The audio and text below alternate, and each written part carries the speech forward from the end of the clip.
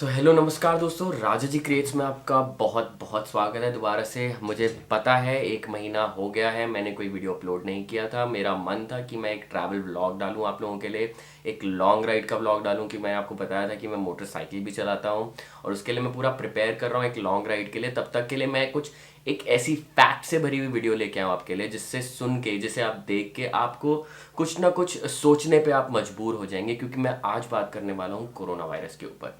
हाँ जी, ये वही कोरोना वायरस है जो लास्ट ईयर, हाँ जी 1 साल हो गया इसको, इस वायरस को आए हुए। और ऐसा किसी ने भी नहीं सोचा था। जब तक आप सोचिए लास्ट फरवरी तक में हमारे इंडिया में अहमदाबाद में ट्रंप की रैली हो रही थी, डोनाल्ड जे ट्रंप की, जो कि अब प्रधानमंत्री प्रेसिडेंट नहीं रहे हैं यूनाइटेड स्टेट्स ऑफ अमेरिका के।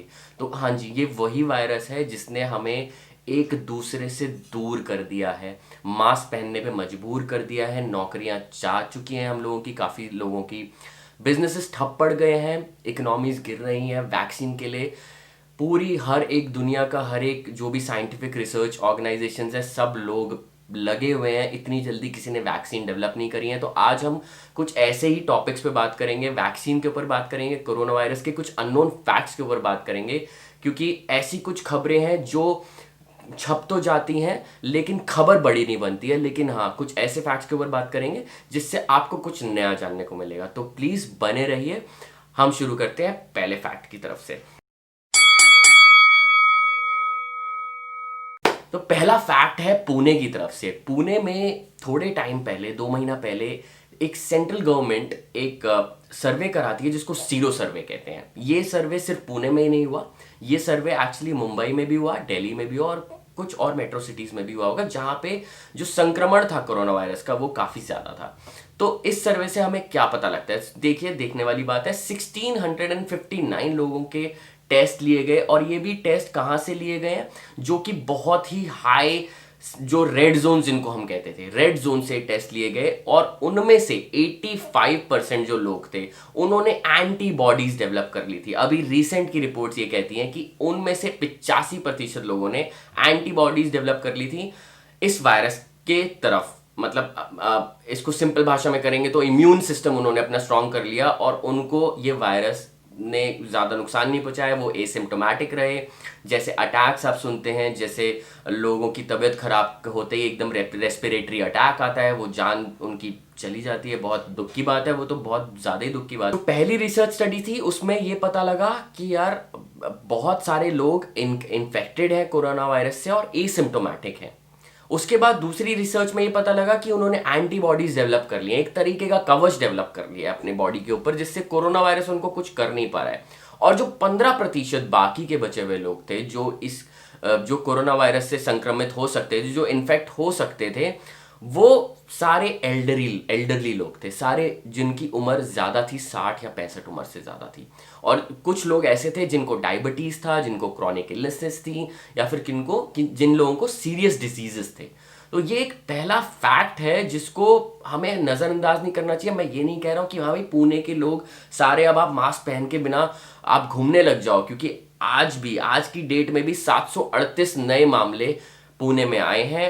डेथ्स कम हुई हैं, फर्टिलिटी रेट कम हुआ है, लेकिन इसका मतलब ये नहीं है कि आप लोग बिना मास्क के घूमें, क्योंकि क्योर हो रहे हैं तो मर भी रहे हैं, इम्यूनिटी स्ट्रांग हो रही है, लेकिन साथ में लोग मर भी रहे हैं। ये एक ऐसी बीमारी है। तो चलिए अब बात करते हैं फैक्ट नंबर 2 की।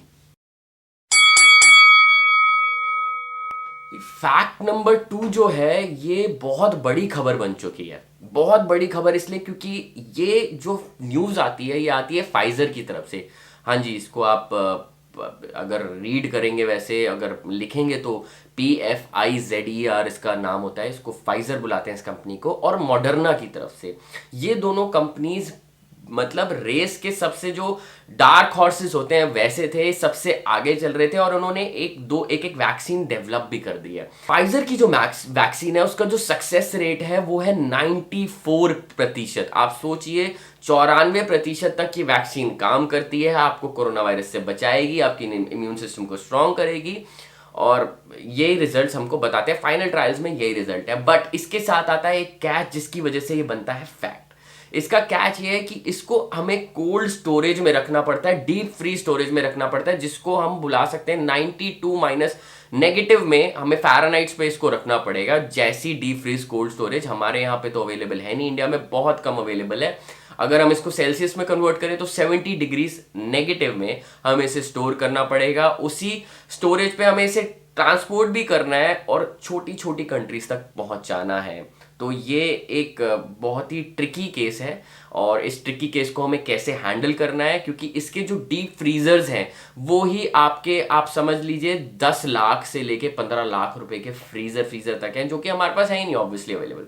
अब यहाँ पे जो मॉडर्ना की वैक्सीन है वो यहीं पे ही -4 डिग्रीज पे आप उसको कंटेन कर सकते हैं, -4 डिग्री फ़ारेनहाइट पे, नॉट सेल्सियस। तो वो एक आपका जो नॉर्मल घर का फ्रीजर होता है उस पर भी फ्रीज कर सकते हैं, बट उसकी भी इंफॉर्मेशन अभी आपको अब दी जाएगी, अभी आपको मिलेगी। तो एक तरीके से ये दोनों जो कंपनीज हैं इन्होंने एक लैम्बोर्गिनी डेवलप कर दी है। मेरे ख्याल से फाइजर ने ज्यादा ऐसी चीज डेवलप करी है जो कि पहुंचाना बहुत मुश्किल है लोगों तक, जो कि छोटी world countries, third world countries हमारे यहाँ बहुत सारी हैं, उन तक पहुंचाना बहुत मुश्किल बात है। फर्स्ट वर्ल्ड कंट्रीज में भी ऐसी डीप फ्रीज टेक्नोलॉजीज हर जगह अवेलेबल नहीं होंगी। कंट्रीज बड़ी होती हैं, बहुत रिमोट जगहें होती हैं, पहाड़ हैं, रेगिस्तान है, कहाँ कहाँ जाएगा। तो ये बहुत ट्रिकी बात है, लेकिन खुशी की बात यह है कि इतनी जल्दी वैक्सीन किसी ने डेवलप नहीं करी और 94% वो काम भी करती है, तो बहुत खुशी की बात है। सबसे अच्छी बात यही है कि फाइजर ने वैक्सीन डेवलप कर दी है और बहुत इंस्पिरेशन मिलेगी और वैक्सीन डेवलपर्स को।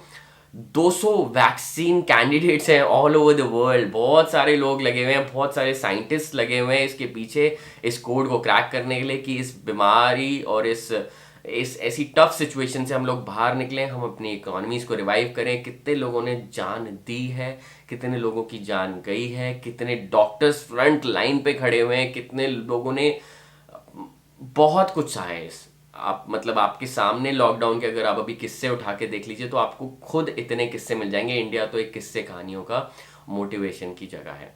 तो चलिए अब बात करते हैं फैक्ट नंबर 3 की।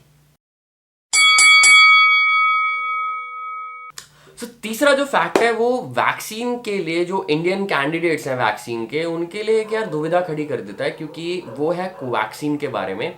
कोवैक्सीन एक वैक्सीन है जो भारत बायोटेक डेवलप कर रहा है एंड भारत बायोटेक ये क्लेम करता है कि 60% एफिशिएंट है। फर्स्ट ट्रायल्स में उनको पता लगा था कि 60% एफिशिएंट है उनकी वैक्सीन, और उसके चलते ही सेकेंड ट्रायल्स में अनिल विज जो हरियाणा के हेल्थ मिनिस्टर हैं उनको इनका पहला शॉट लगा था। पर आपको ये मैं बता देता हूं कि अभी थोड़े टाइम पहले ही खबर आई है कि अनिल विज जी कोरोना वायरस पॉजिटिव पाए गए हैं। तो ये बहुत बहुत दुखद घटना है। एक आप सोचिए कितना बड़ा डिले हो गया, कितने लोग काम कर रहे होंगे इस वैक्सीन के ऊपर, कितने लोगों के होप्स होंगे, कितने साइंटिस्ट होंगे जो इस प्रोसेस पे काम कर रहे होंगे, और उनके लिए बहुत बड़ा धक्का है। बहुत पीछे चले गए हैं हम और इससे हमें बहुत नुकसान होने वाला है, क्योंकि हमारे यहाँ की जो लोकल फर्म्स हैं अगर वो नहीं डेवलप कर पाएंगी कोवरना, मॉडर्ना और फाइजर जैसी वैक्सीन्स, तो हमें सस्ती नहीं मिल सकती वैक्सीन। ये वेल्दी कंट्रीज सबसे पहले वैक्सीन्स ले जाएंगी और हमारी जो पॉपुलेशन है वो आप जानते हैं 100 करोड़ से ऊपर है, उनको वैक्सीन्स देने में हमें बहुत बहुत दिक्कत होने वाली है। तो ये रहा फैक्ट नंबर 3। हम अब बात करते हैं फैक्ट नंबर 4 की।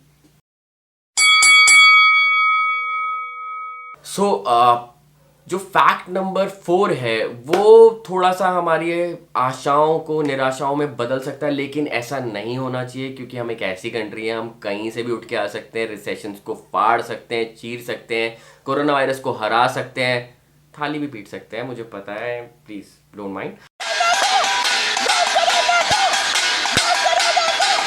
हमारे जो यूनियन मिनिस्टर है, हेल्थ मिनिस्टर, उन्होंने, हर्षवर्धन जी, उन्होंने ये कहा है कि हम अगले सितंबर तक 30 करोड़ इंडियंस को वैक्सीनेट कराने का टारगेट रख रहे हैं। और ये 30 करोड़ वो लोग हैं जो बहुत वल्नरेबल है वायरस को लेके। जो 15% हमने पुणे वाले में गिना, ये वही सारे लोग हैं। ये बूढ़े हैं, जिनका इम्यून सिस्टम वीक है, बच्चे हैं इनमें से काफ़ी।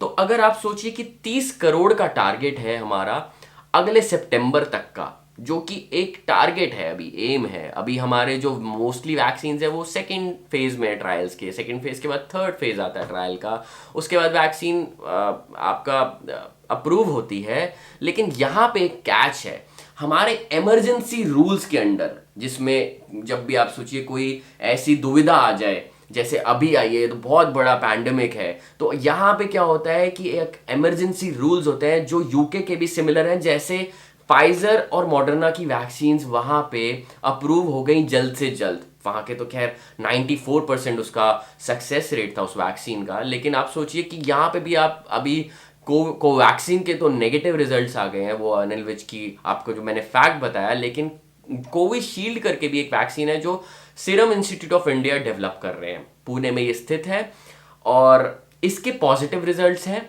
ये काफ़ी रेस में आगे हैं और सब प्रे कर रहे हैं कि ये सक्सेस हो जाए, क्योंकि हमने अभी तक किसी भी, हमारे जो नरेंद्र मोदी जी ने किसी भी वैक्सीन जो डेवलपर हैं उनको वादा नहीं किया कि हम उनसे वैक्सीन खरीदेंगे, क्योंकि हम चाहते हैं कि हम अपने कंटेंडर से वैक्सीन खरीदें। हमें सस्ती कैसे पड़ेगी, हम मैन्युफैक्चर खुद कर सकते हैं। अगर हम खुद डेवलप करेंगे तो हमें सस्ती पड़ेगी, ऑब्वियसली सस्ती पड़ेगी। क्या पता हम 30 करोड़ लोगों से ज़्यादा भी लोगों को वैक्सीनेशन दे पाएँ सस्ते में।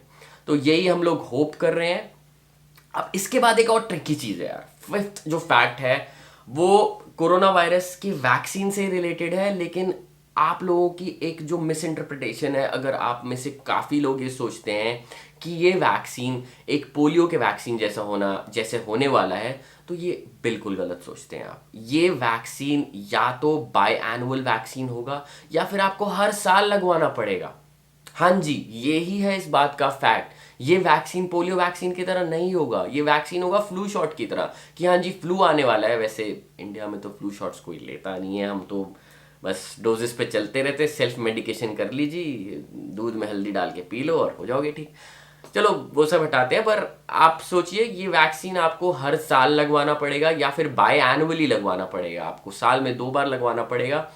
और ऐसे ही चलेगा इसका काम। ये इम्यून सिस्टम को थोड़े टाइम के लिए इम्यून कर पाएगा। हाँ, आगे नहीं पता, ऐसा कुछ डेवलप हो जाए या फिर ऐसा कोई ट्रीटमेंट डेवलप हो जाए, वैक्सीन्स तो छोड़ दीजिए, ऐसा कोई ट्रीटमेंट डेवलप हो जाए जिससे इसको ट्रीट किया जा सके, सिवियर केसेस में भी इसको ट्रीट किया जा सके, तो वो तो आगे फ्यूचर की बात है। बहुत सारी ऐसी खबरें आ भी रही हैं। सो जाते जाते एक और छोटी सी न्यूज़ मैं आपको देना चाहता हूँ। जो लीडिंग कंपनीज़ हैं, जो जितने भी लीडिंग कंपनीज़ इनके बारे में अभी हम बात कर रहे थे, फाइजर हो गया, मॉडर्ना हो गया और काफ़ी सारी और कंपनीज़ हैं, इनको अभी से ही साइबर सिक्योरिटी थ्रेट्स आने चालू हो गए हैं। इनकी जो वेबसाइट्स है, जो इनका डेटा है, वो अभी से ही थ्रेट के अंडर है और इनके ऊपर साइबर सिक्योरिटी अटैक्स हो रहे हैं लीडिंग हैकर्स के द्वारा। जितने भी बड़े बड़े हैकर्स हैं वो अटैक कर रहे हैं, और मोस्टली जो एक्सपर्ट्स हैं वो ये कहते हैं कि ये लोग जानना चाहते हैं कि कोल्ड स्टोरेज डिस्ट्रीब्यूशन कैसे करेंगे इस वैक्सीन को, क्योंकि आप समझ सकते हैं इस वैक्सीन को जो ये इसका ब्लैक मार्केट पे जो इसका प्राइस है वो 4 गुना या 5 गुना हो जाएगा, जैसे आप आजकल देख रहे हैं PS5 का हो रखा है। तो हाँ जी, इसी के साथ एक फैक्चुअल वीडियो का हम एंड करते हैं। मैं यही आपसे गुजारिश करना चाहूँगा कि आप प्लीज़ सुरक्षित रहिए, सेफ रहिए, काम करते रहिए, घर पे रहिए, मास्क पहन के रखिए, और प्लीज़ इस चैनल को लाइक करिए। अगर आपको मेरी वीडियो पसंद आई, कुछ नहीं भी पसंद आया तो प्लीज़ डिसलाइक करिए और बताइए कि आपको क्या पसंद नहीं आया। अगर आप एक लाइक करेंगे, एक लाइक छोड़ेंगे, सब्सक्राइब करेंगे चैनल को, तो बहुत खुशी मिलती है, मेहनत का थोड़ा फल मिलता है, अच्छा लगता है देखने में। तो प्लीज़ देखते रहिए राजा जी क्रिएट्स। मिलते हैं ब्रेक के बाद।